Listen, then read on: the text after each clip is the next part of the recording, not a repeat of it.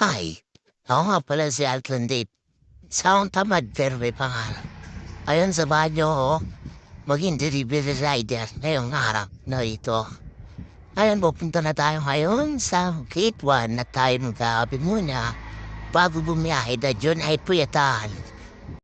At eto na nga, papunta na tayo sa ating unang customer. Ito ay sa Pumana Marikina sa may Ampalaya Street.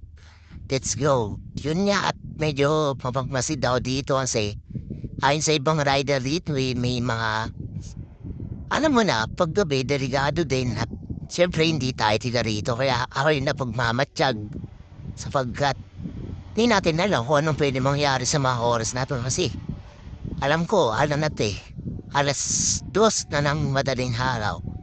Andito tayo ngayon sa Marikina at tinantay natin ang ating customer na dumating. At tamang palingalinga lang tayo sa mga paligid natin. Dahil di natin alam kung anong pwede mangyari sa ilang segundo lang. Kaya tayo alisto. Laging alisto tayo lalo paggabi. Yan, naligot na nga niya sa ito ng leg ko niyan. Kakaligon-ligon. Dahil sobrang dilim yan. Sobrang dilim talaga dyan. Kaya yun, tinawag tayo ng customer. Ngayon, huminto na naman tayo dahil hinahanap natin yung customer kasi nga may naririnig talaga ako dyan. May naririnig akong buwapalakpak na ewan dyan o sumisipol yata. Kaya tayo, tapang masidlang. Talagang hindi natin tinantanan yung paligid. Kasi baka mamaya, syempre, masamang tao na pala yun. May balak sa atin, di ba? Kaya listo lang tayo palagi. Lalo sa gantong oras, madaling araw, hindi namin delivery rider. Dapat lahat ng tao nag-iingat pag gantong oras na. Kasi sobrang ano yan eh, mula ng tao. Ang dilim, ang hirap kasi kumita ng pera eh.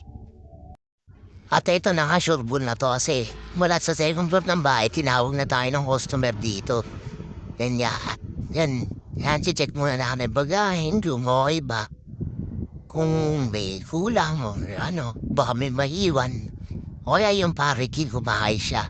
Kaya double check natin palagi kasi minsan yung customer di natin may iwasan na may masasabi sa atin. Na mas magandang double check natin para whole goods lot. Diba?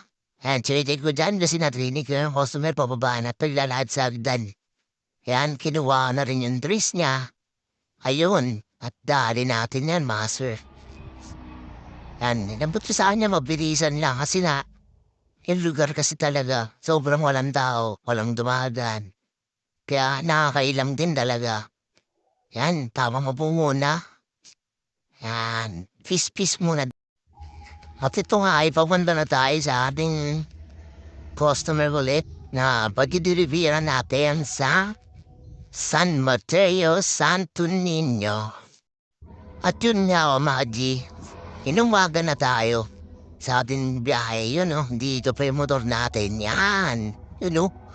Uy, ano yun? Animal ka sa akin. Isa pang animal. Joke lang yun. At nasayang ko ang 3 minuto ng inyong buhay. Let's go!